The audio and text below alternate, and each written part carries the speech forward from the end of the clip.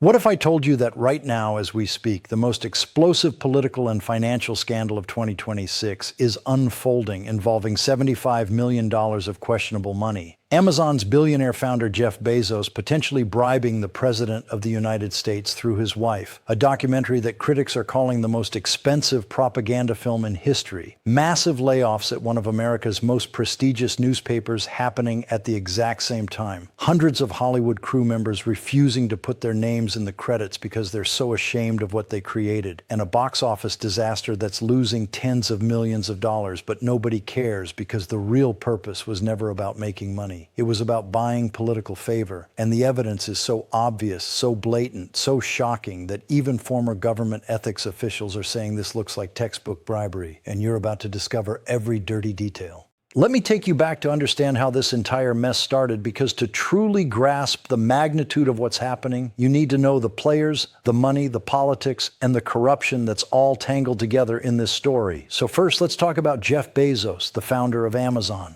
the second richest person in the world with a net worth of over $249 billion, who owns not just Amazon, but also the Washington Post newspaper, Blue Origin Space Company, and countless other businesses that depend heavily on good relationships with the federal government. And Bezos has had a complicated history with Donald Trump, because during Trump's first presidency from 2017 to 2021, Trump absolutely hated Bezos. He attacked him constantly on Twitter. He called the Washington Post the Amazon Washington Post and accused it of being fake news. He tried to block Amazon from getting a massive $10 billion cloud computing contract with the Pentagon, and Bezos became one of Trump's favorite targets because the Post was publishing critical investigative journalism about Trump's administration, his business dealings, his personal life, and his policies. So there was genuine animosity between these two billionaires. But then something changed dramatically after the 2024 election when Trump won the presidency again, because suddenly Bezos started acting very differently. He started cozying up to Trump in a way that shocked everyone who had watched their previous relationship. And in December 2024, just weeks after Trump's election victory, Bezos flew down to Mar-a-Lago, Trump's private club and residence in Florida, and had dinner with Trump and Melania Trump. And during that dinner, according to reports from the Wall Street Journal, either Melania pitched the idea of a documentary about herself to Bezos, or Trump sold Bezos on the idea. And this is where the story gets really interesting, because what happened next was absolutely unprecedented in the history of documentary filmmaking. So Melania Trump, who had just released a memoir in 2024 that got some positive reception, decided she wanted to make a documentary about herself, specifically about the 20 days leading up to Trump's second inauguration in January 2025. And she created her own production company called Muse Films to produce this documentary. And she brought in Brett Ratner as the director. And if you don't know who Brett Ratner is, he's the guy who directed the Rush Hour movies with Jackie Chan and Chris Tucker. But he had been essentially exiled from Hollywood since 2017, when 6 women came forward during the Me Too movement and accused him of sexual harassment and misconduct, allegations that he denied, but which ended his career in mainstream filmmaking. So Melania hiring Ratner was already controversial, but then came the bidding war for who would get the rights to distribute this documentary, and multiple major companies got involved, including Disney, Netflix, Paramount Pictures, and Amazon. And Disney offered around $14 million for the rights, which would have been a very high price for a documentary. Most documentaries cost between $100,000 and $600,000 to make. Even high-end documentaries with famous subjects rarely cost more than $5 to $10 million total. But then Amazon came in with a bid that absolutely shattered all previous records. They offered $40 million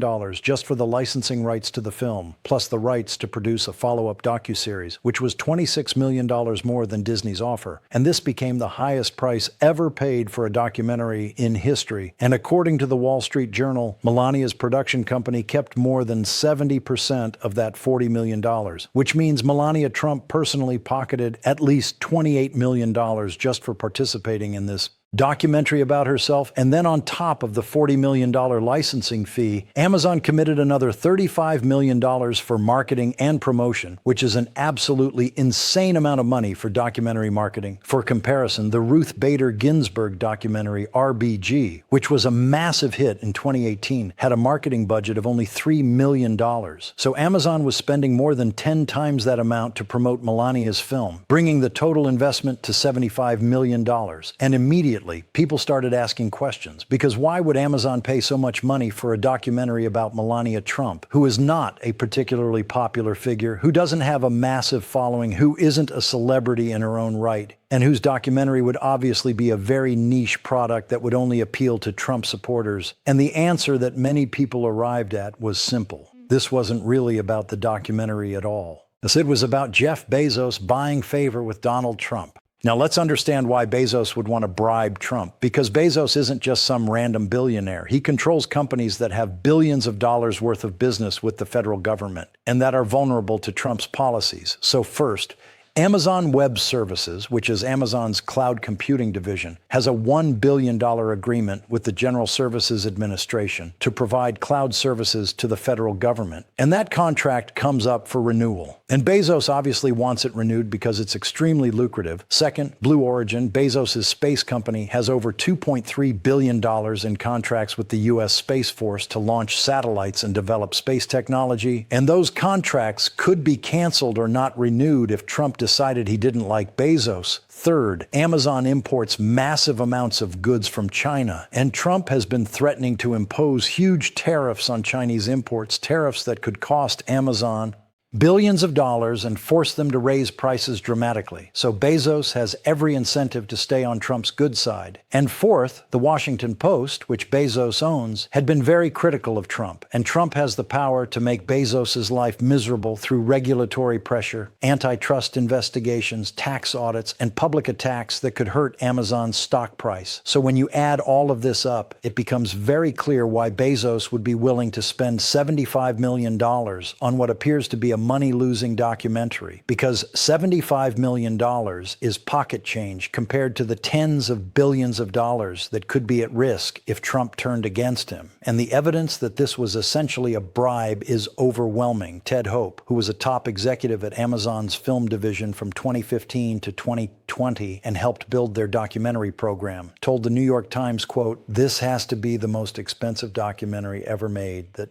didn't involve music licensing. How can it not be equated with currying favor or an outright bribe? How can that not be the case?" End quote. And Don Fox, who was the acting director of the United States Office of Government Ethics, told reporters that the documentary seemed like it was meant to curry favor with the Trump administration. And Tom Powers, who is the documentary programmer for the Toronto International Film Festival and knows the documentary market inside and out, said that Amazon's payment has, quote, "no correlation to the marketplace," end quote. Meaning there's no legitimate business reason to pay that much money. And even documentary filmmakers who have worked with Amazon in the past were shocked. Julie Cohen, an Oscar-nominated documentary filmmaker who previously worked with Amazon on the Ruth Bader Ginsburg film, told The Times that the Melania price tag was abnormal and suggests the company, quote, "is buying something else for their money," end quote. And late-night hosts jumped on this story. Jimmy Kimmel called the production a $75 million bribe. And Daily Show host Desi Lydic asked on her show, quote, "Why would Jeff Bezos, a billionaire who has tons of business with the government, run by a famously corrupt president known for loving bribes, overpay for a Melania documentary? Let me think," end quote. And even legal experts started weighing in, because under federal law, specifically 18 U.S. Code Section 201, it is a crime to offer or give anything of value to a public official with the intent to influence their official actions. And the penalty is up to 15 years in prison. And the U.S. Constitution lists taking a bribe as an impeachable offense for a president. So if this really is a bribe, which many people believe it is, then both Bezos and Trump could theoretically face serious legal consequences. Although realistically, that would only happen if there was a Department of Justice willing to investigate. and prosecute, which under the current Trump administration obviously isn't going to happen. And meanwhile, the actual documentary itself was being made. Filming started in December 2024 and went on for several months, mostly at Mar-a-Lago, and Melania maintained complete editorial control over the film. She was involved in every aspect, including the trailer, the color correction, the selection of music, the advertising campaign, and she even designed the logo. And she hired some of Hollywood's most legendary cinematographers, including Dante Spinotti, who shot movies like Heat and LA Confidential. And the marketing campaign was absolutely massive. Amazon spent millions of dollars on TV ads during NFL games. They advertised during cable news shows on Fox News, CNN, and MSNBC. They put up billboards and bus stop ads all over Los Angeles. Although many of those got defaced by activists, they created commemorative popcorn tins that theaters could sell. And Melania herself rang the opening bell at the New York Stock Exchange to promote the film. And there was a massive premiere at the Kennedy Center in Washington, D.C. that was attended by Trump, Bezos, and various corporate CEOs and politicians. And the film was released in over 1,700 theaters across the United States on January 30th, 2026, which is an enormous release for a documentary. Most documentaries only open in a handful of theaters in major cities. And then the opening weekend happened, and it was simultaneously a success and a complete disaster, depending on how you look at it. The film made about $7 million during its opening weekend.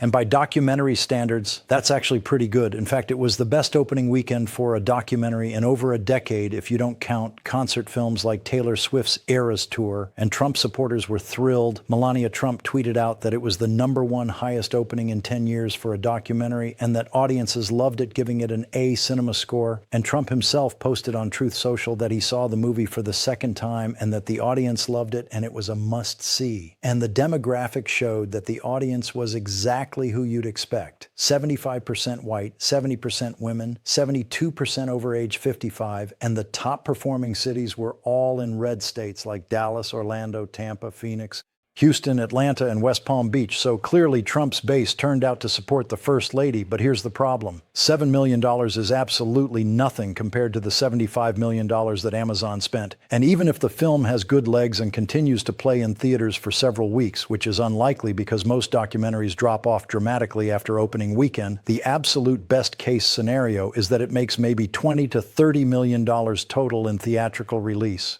And movie theaters keep about half of ticket sales. So Amazon would only get $10 to $15 million back, which means they're losing $60 to $65 million on this project. And that's not even counting the fact that theatrical documentaries rarely have big international box office, so the foreign revenue will be minimal. Now, Amazon is arguing that they'll make money in the long run because the film will eventually stream on Amazon Prime Video, and they can use it to attract new subscribers and sell advertising. But industry analysts are extremely skeptical. Documentary expert Josh Davidsburg from the University of Maryland told reporters, quote, "It's hard for documentaries to recoup their investments. We don't always expect to make our budgets back. So seeing Amazon put $75 million into this thing is quite shocking," end quote. And box office analyst Scott Mendelson said, quote, "By normal math, it's a flop, but by streaming math, it's a hit. If this was a Fox movie or a Sony movie, it would be a flop. Nobody would be questioning it," end quote. Meaning that only because Amazon is backed by a $2.6 trillion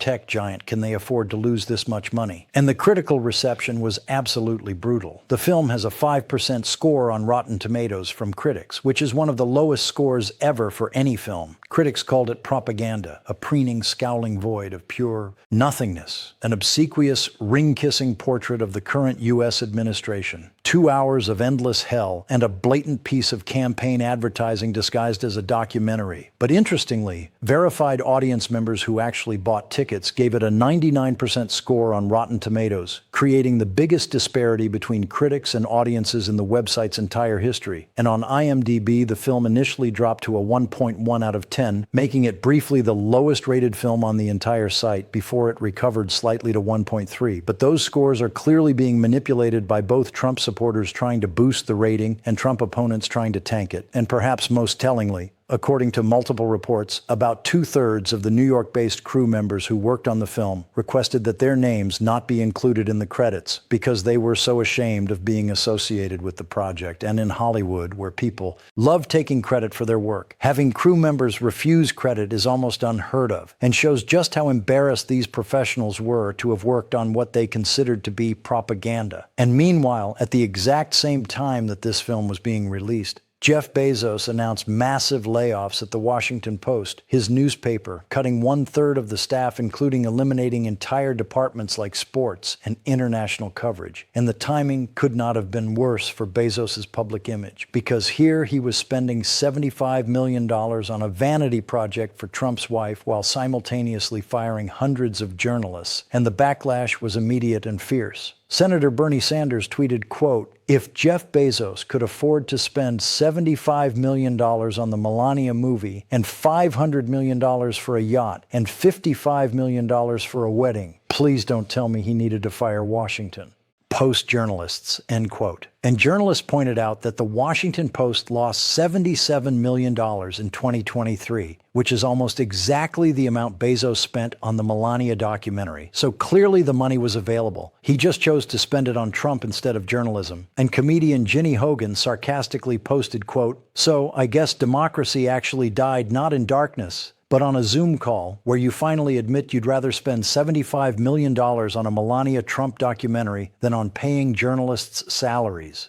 end quote, which was a reference to the Post's famous motto, "Democracy dies in darkness." And the whole situation became a symbol of everything wrong with billionaire-owned media, where wealthy owners make decisions based on their business interests rather than journalistic principles. So what does all of this mean for America, for media, for corruption, and for the future? Well, first and foremost, this scandal represents one of the clearest examples we've ever seen of legalized corruption in American politics. Because even though what Bezos did looks exactly like a bribe, smells like a bribe, and functions like a bribe, it's probably not technically illegal because the payment went through Melania's production company rather than directly to Trump. And because Amazon can claim it was a legitimate business transaction for a film they genuinely wanted to distribute. And this shows how broken our system is, how billionaires can essentially buy influence with politicians through creative financial arrangements that avoid anti-corruption laws, and how difficult it is to hold anyone accountable when they have armies of lawyers to structure deals in ways that technically comply with the law, even if they completely violate the spirit of the law. Second, this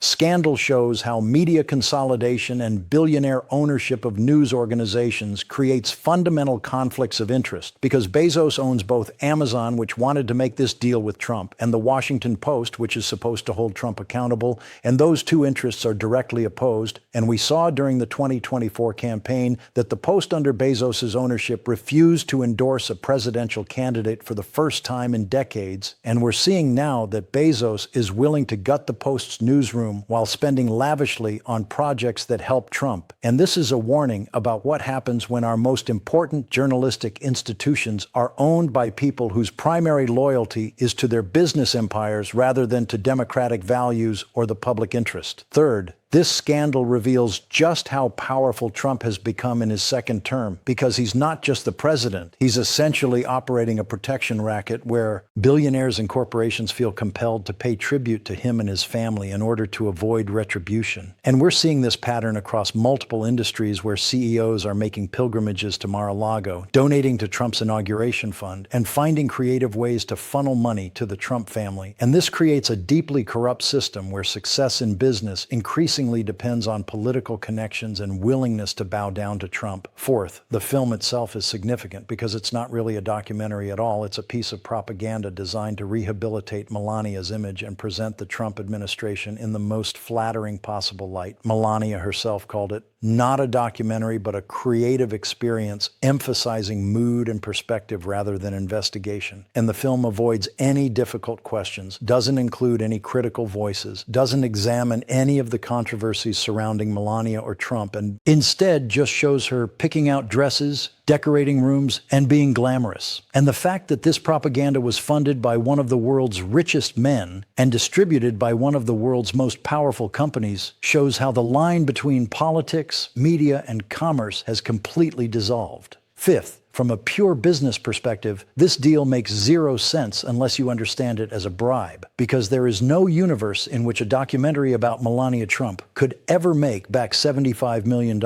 Amazon had to have known they would lose tens of millions of dollars on this project. So the question is, what did they get in return? And the answer is probably access to Trump, favorable treatment from his administration, protection from regulatory scrutiny, and goodwill that could be worth billions of dollars in future contracts and policy decisions. So from that perspective, losing $50 or $60 million on a documentary is actually a very smart investment if it buys you influence over the most powerful person in the world. Sixth, this scandal is part of a broader pattern of tech billionaires bending the knee to Trump in his second term. We've seen it with Mark Zuckerberg at Meta, Elon Musk at Tesla and X, Tim Cook at Apple, Sundar Pichai at Google, and now Jeff Bezos at Amazon. All of these CEOs who were previously critical of Trump or maintained their distance from him are now competing to be his friend, to praise him publicly, to attend his events, and to find ways to financially support him and his family. And this represents a fundamental shift in the relationship between Silicon Valley and Washington, where tech companies are no longer trying to disrupt the system but are instead becoming part of the corrupt establishment that uses money and power to protect their interests. And finally, the most depressing aspect of this whole story is that it probably won't matter. Trump supporters don't care that Bezos bribed their president. In fact, many of them see it as winning, as Trump being so powerful that even his former enemies have to pay homage to him. And Trump critics are already exhausted by the constant stream of corruption and scandals. So this will just be one more thing to add to the pile. And legally, nothing will happen because Trump controls the Justice Department and would never allow an investigation into something that benefited him and his wife. So Bezos will face no consequences. Trump will face no consequences. Melania will keep her $28 million,